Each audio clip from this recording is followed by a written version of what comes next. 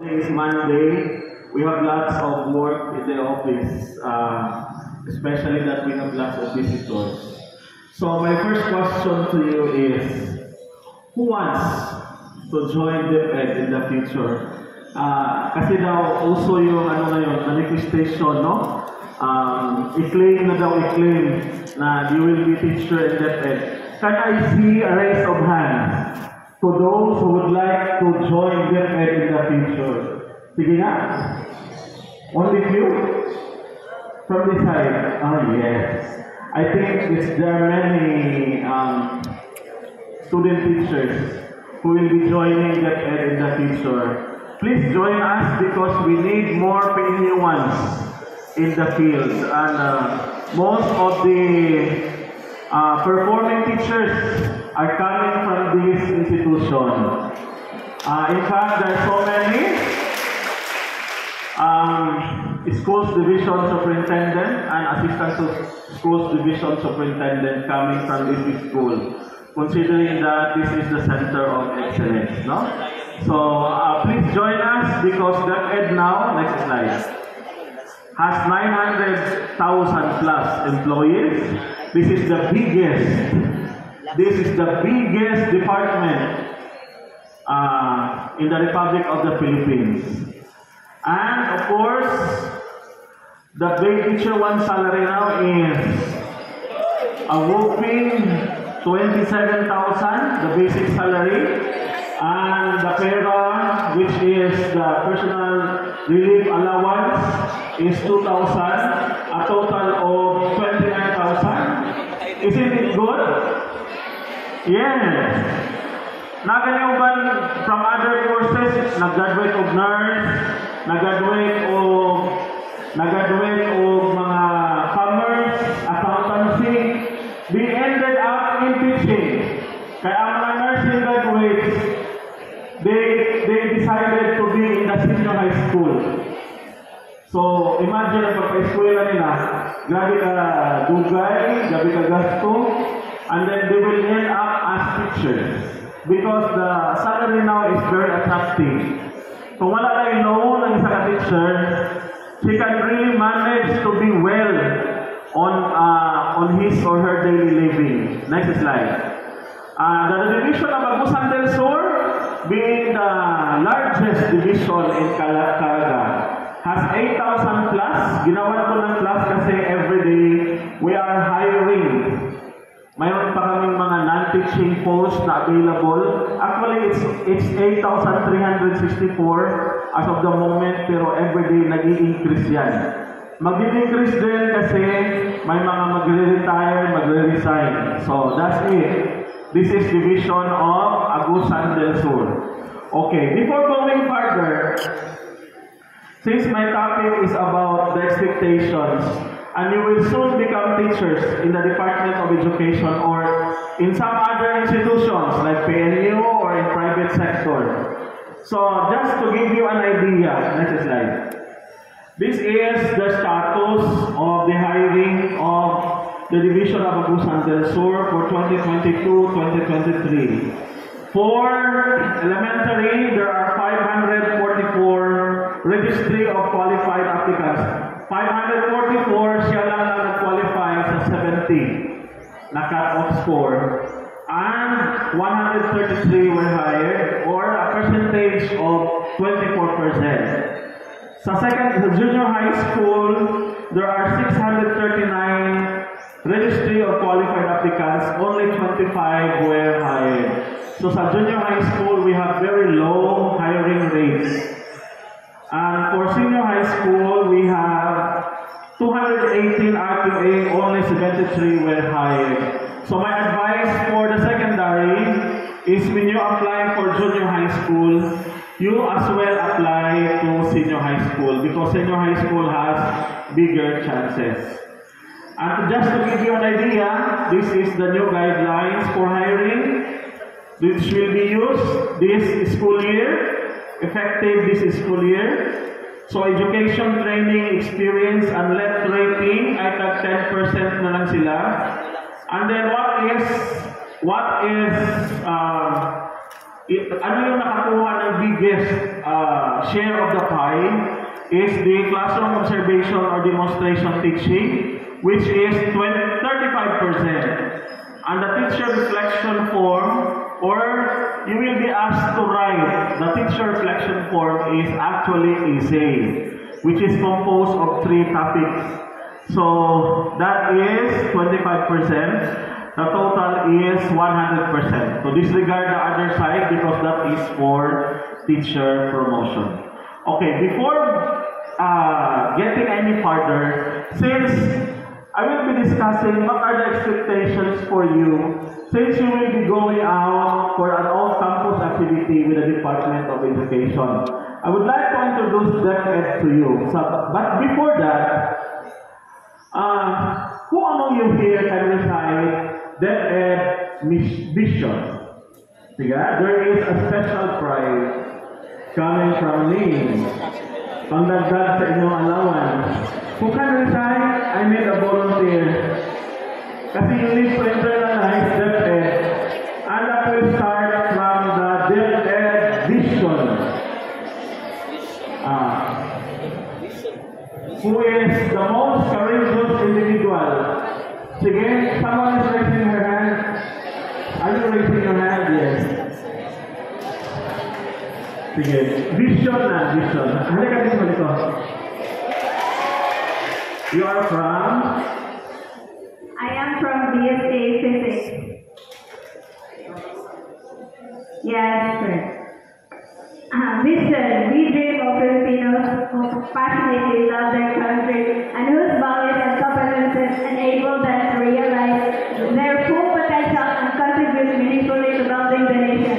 As a learner-centered public institution, the Department of Education continuously improves itself to better serve its stakeholders. Perfect! Special prize. Okay. So that is DepEd vision. You should internalize that one because you will be at the Department of Education on your off campus. So this is the vision of the Department of Education. Okay, then next slide. This is the mission. I will not be reading those. I know during your elementary or high school days, during flag ceremony, you were asked to recite the DepEd vision and mission. Kaya lang siguro nakalimutan na ng iba. Who is from Bislig City here? Bislig City? O diba sa Bislig City kinakanta ang yung DepEd vision and mission. O kaya I understand that talaga namin memorize nila kasi kinakanta yung DepEd vision and mission. Okay, sige. What are we expecting from you when you will become student teachers and you will become soon teachers in the Department of Education?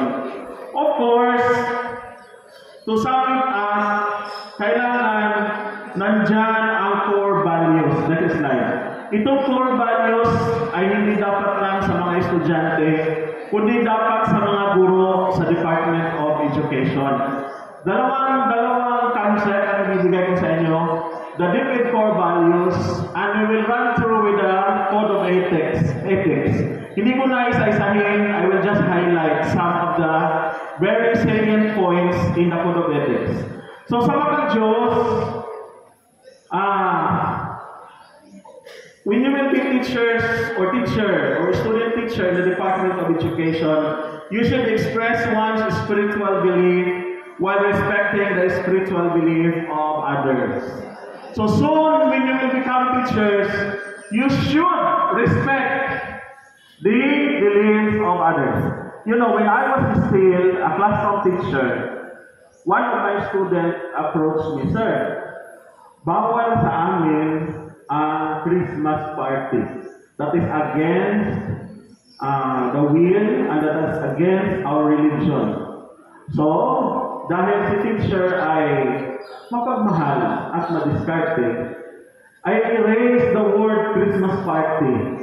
Ginawa ko siya year-end gathering. So may issue ka ba sa religion? Wala na. Do not mention, Christmas, year-end gathering. So, you must respect the spiritual beliefs of your learners. That is one of the 21st century skills that we will have. No? Digital, parang multicultural education.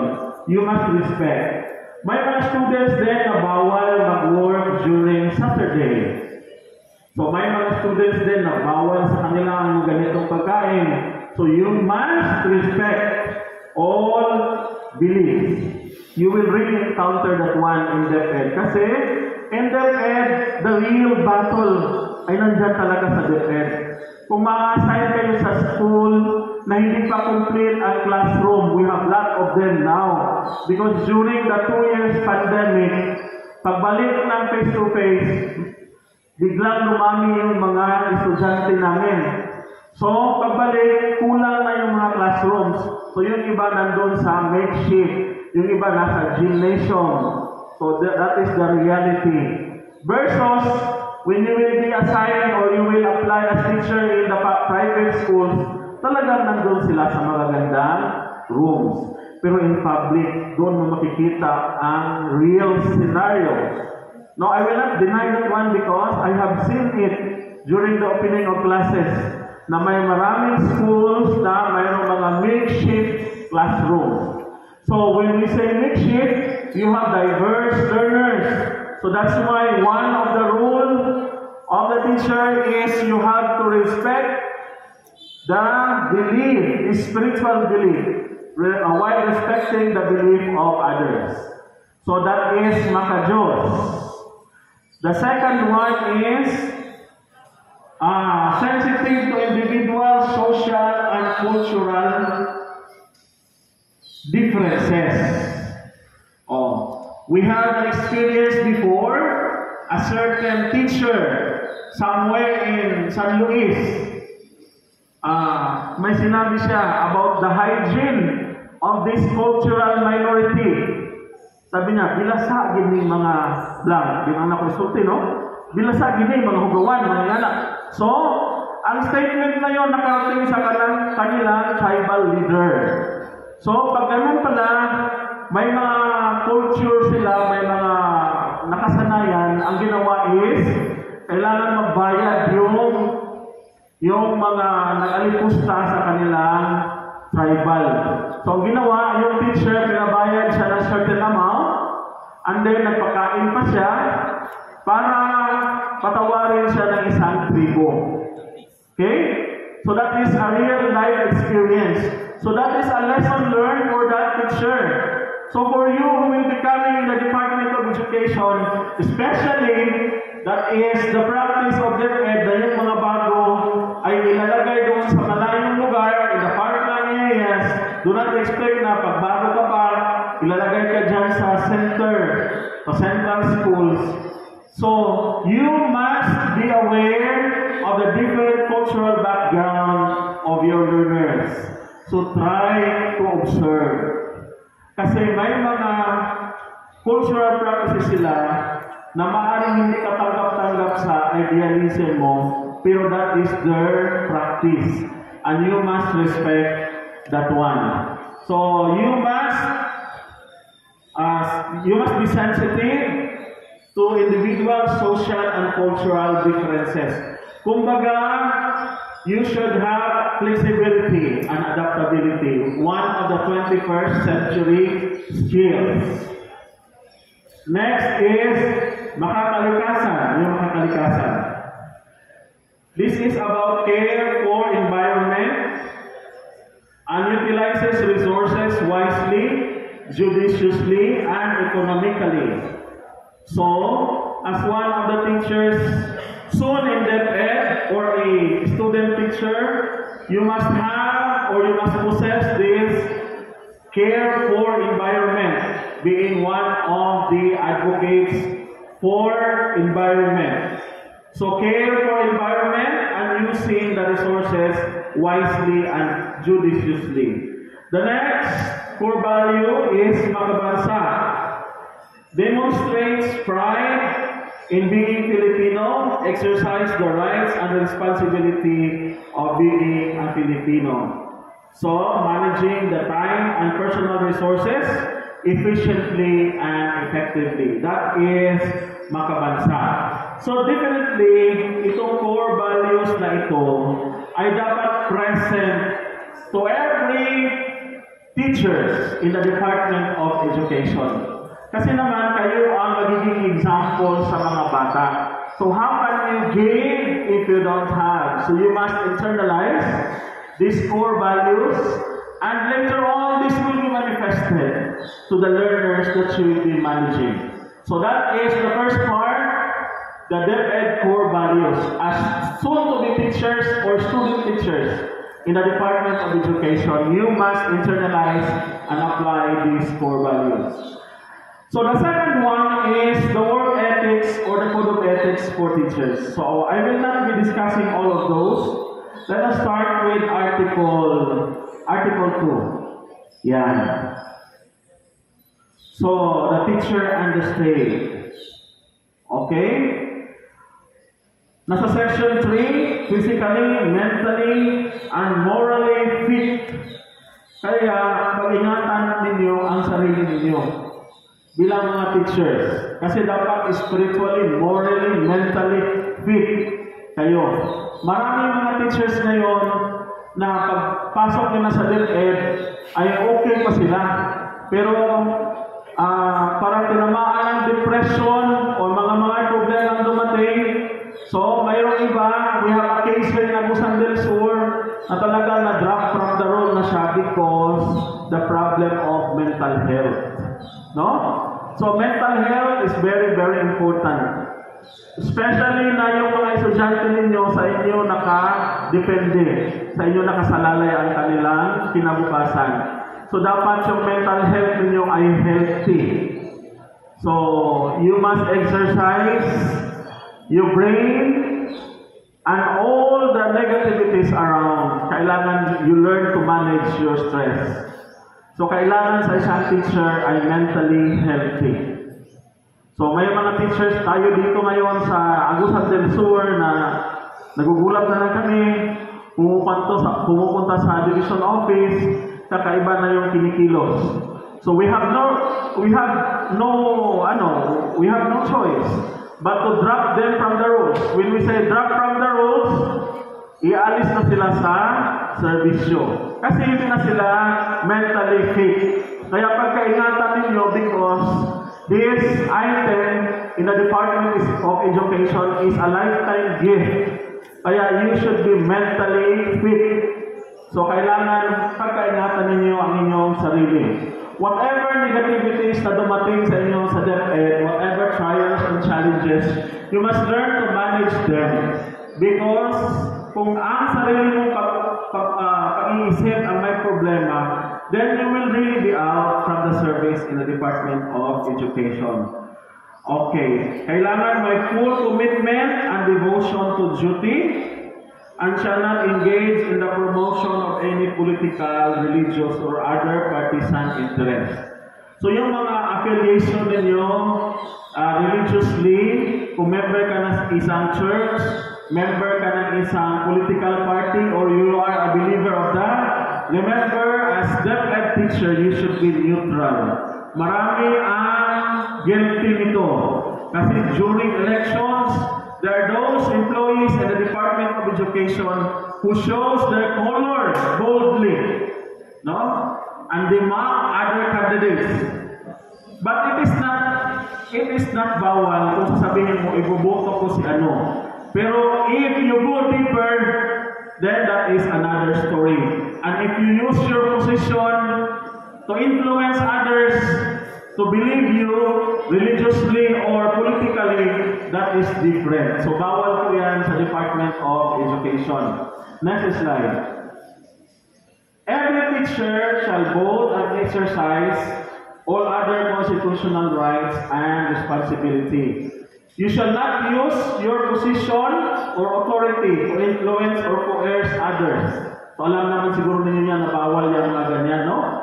So, Every teacher shall enjoy academic freedom and shall have the privilege of expounding the product of his researches and investigations. May mga cases din kami na pag nagpa-promote ang isang teacher, yes, I have encountered really na yung research ng isa ay kinopya ng isang research, ng isang applicant. No? It is a sad experience na may mga teacher tayong dishonest. So yung research ng isa, kinopya niya word for word. Sinabit niya for promotion. And later, it was found out na hindi kanya yung manuscript na yun. So it is very bad, or it is a very sad experience that is happening in this department. The teacher and the community. Next slide. So, as facilitator of learning, you should render best service by providing an environment conducive to such learning and growth. Provide leadership and initiative to actively participate in community movements. That's why if you will be assigned in the barrio, because that is one of the critical attributes of the 21st century, na kailangan mayroon tayong social commitment to the people around us. Yung mga teachers, sometimes nire-request na barangay captain, maging MC ng kanilang assembly, nire-request ng barangay captain na mag-manage ng kanilang search for Mr. and Miss Barangay Dos, no? So siya ang choreographer. So that is one of our social responsibilities. That is all right. Kasi tayo naman, may mga hinihingi namin tayo sa ating mga local government officials. For as long as there is a proper request and approval from higher authorities. So that is part of our social commitment to the community. Kaya kailangan ang teacher versatile. Kung ma-assign ka doon, i-request ka mag-MC, at hindi ka pa marunong mag-MC, hindi ka sanay mag-MC, talagang mapapasabak ka mag-MC. No, yung mga medyo mahiyain sa college, hindi pa nakaranas na maging MC, but you will be alone. Halimbawa lang, ikaw lang ang isang teacher dyan. There are schools in Agusan del Sur na ikaw lang mag-isa ang teacher. Okay? So that is a multi-grade school. So you have no choice. You have to be master. You should be the jack of all trades. So when I was assigned as teacher in charge in Mount Carmel National High School in Bayugan, Barangay High School pa noon, ako ang PMT commandant, ako ang physics teacher, ako ang math teacher, okay? Ako ang class advisor, ako ang school head. So akin ang lahat. Ako ang values education in charge. Ako ang mapping teacher. So halos lahat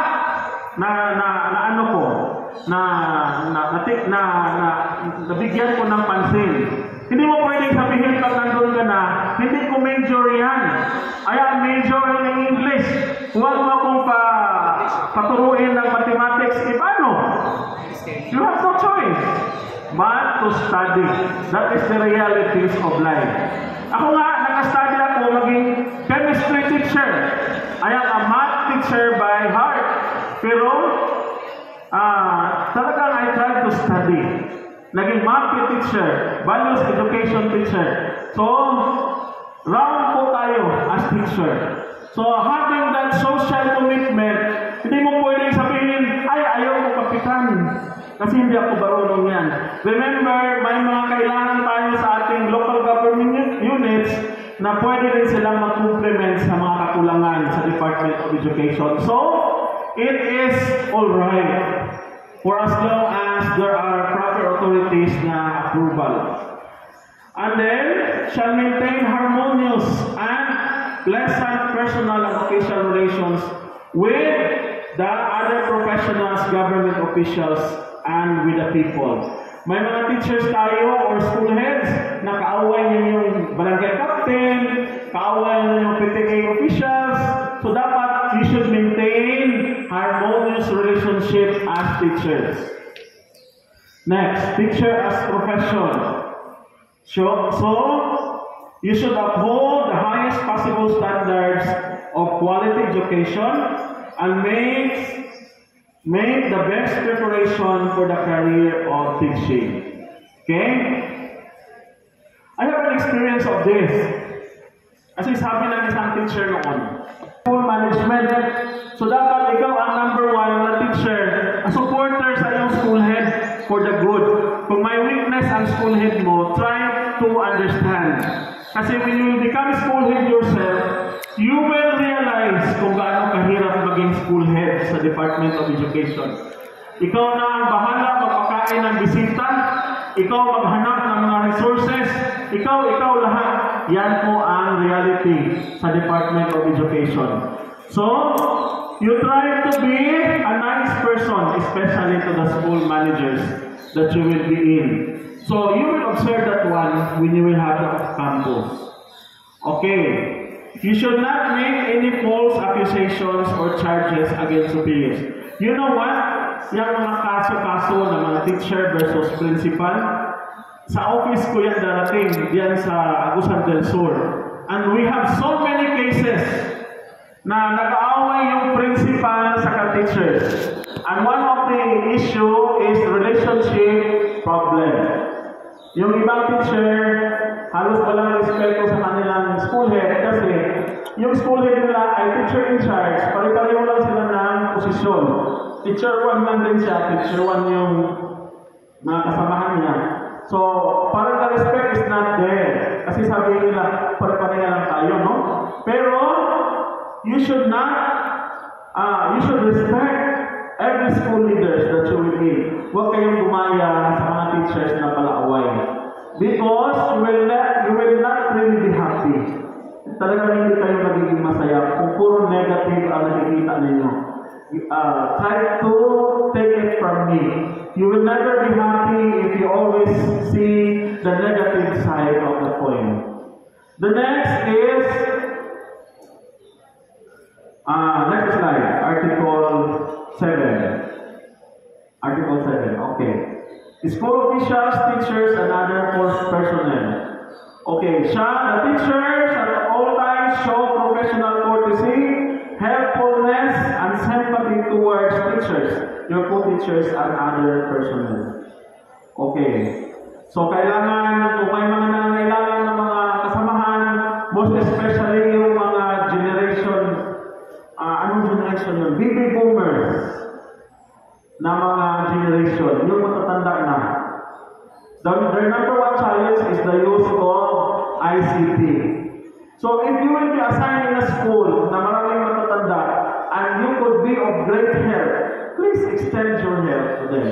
Kasi kadalasan sa generation na yan, hindi sila masyadong attune or sanay gumamit ng mga gadgets. So if you could help them, extend your help to them. So that, kasi sabi nga nila, kung gagawa ka na mabuti, whatever you do to the least of your fellow men, you also done it to him. So if you are mocking yung mga matatanda na hindi marunong gamit ng gadgets, so that is the same as mocking him, our Creator. So kung ano yung ginawa mo mabuti sa iba, babalik din yan sa iyo. So kung hindi ka gagawa na mabuti, so expect that a boomerang will happen to you. So, the teacher shall recognize that the interests and welfare of learners are of the first concern of the teachers. Okay? Ito, Article 8, the teacher and the learners. You should not accept favors or gifts from learners, their parents, or others in exchange for requested concessions. Okay? Especially kung may mga request silang gagawin sa iyo o hihingin. So please do not go favoritism, as you will destroy the future of the learner. Okay, shall not accept directly or indirectly any remuneration from tutorials other than what is authorized for such service.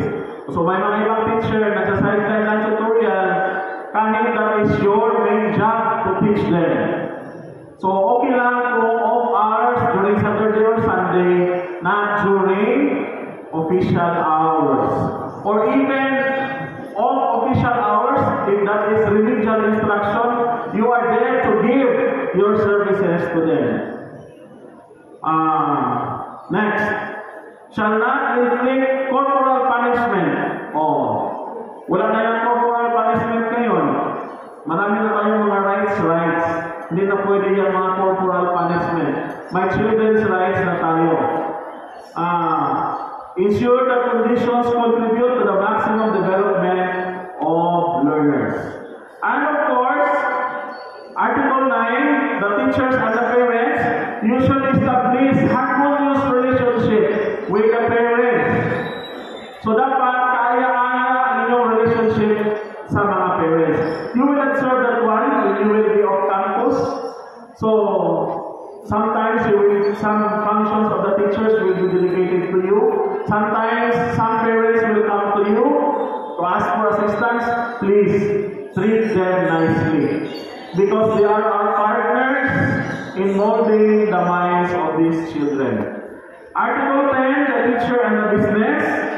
Hindi naman bawal mag-business ang teacher, for as long as it will not intervene the main line. Ang main line ng teacher is to teach. Kasi diba, ang sideline nagiging main line. Ang main line na to teach, nagiging sideline na lang. No? Kasi yung ibang teacher, marami din ang utang. So, 5,000 or 3,000 na lang natitira, na-loan pa yung ATM niya, hindi na siya excited. So, ang gagawin niya, mag-sideline siya sa classroom during office hours. That is a big X. Okay? You can do sidelines of official time. Yung iba nagpa-farm, that is good. During Saturdays and Sundays, you go there. But not during official hours. Kaya gabaan ta sa Ginoo na magkawat ta og time nga para una to sa atong mga estudyante. Okay? There are those who are engaging in kanang mga quick rich scheme. Kaya ingon pa nila ang mga teachers sila raw ang lagi daw. Nya dali naman makalaw ang teacher. So, makalaw dayon siya. Nya ingon na dito kana imong 10,000 within 1 week mahimo ng 20,000 na gagawin anak in the real scenario. What do you think? With kanang sa tarong mga pangunahuna, do we have that quick rich scheme sa inyong paminaw? Wala. Ang quick rich scheme is okay lang sa makauna. Ang katong mauna yung hatag, wala na. So, one of the literacy that you should develop is financial literacy. When you will be given a salary, you should safeguard that one and do not let anyone use that money. No? So, kailangan ingatan. So, ang mga teachers, pag-ingon nga, ma'am, times 2, times 3 lagi na yung kwarta. Susuo dahil siya.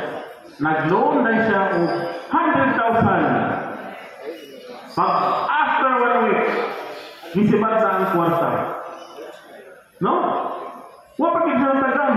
Pagkasunod 2 na ako niya offer. Nag-loan ako siya another 100,000. Maybe that scenario is similar to you. Or you have no teachers na biktima sa mga anak. No? Naayon na yung anak. So, as the new generation of teachers, you should have that financial literacy. So, you should safeguard your money. Pag una-una po, even the Bangko Sentral ng Pilipinas will not give you that big amount of interest in 1 year. How much more ka ng mga naara sa kilid? They have no products to sell. Kaya ipatuyok-tuyok ra. Ponzi scheme. Ang ulahi, maoy maalaot. Ang nakauna og butang, maoy mahayahay. No? So you try to take note of that let us end that notion na mga teachers palautang with your generation. When you will be in and DepEd, you should safeguard your money. Mangutang lang yun kung naay mga projects na kinahanglanon. But, you should show professionalism all the time. Okay ang business, basta it will not intervene your life or your main line as a teacher. Okay. I will have my concluding statements na, no?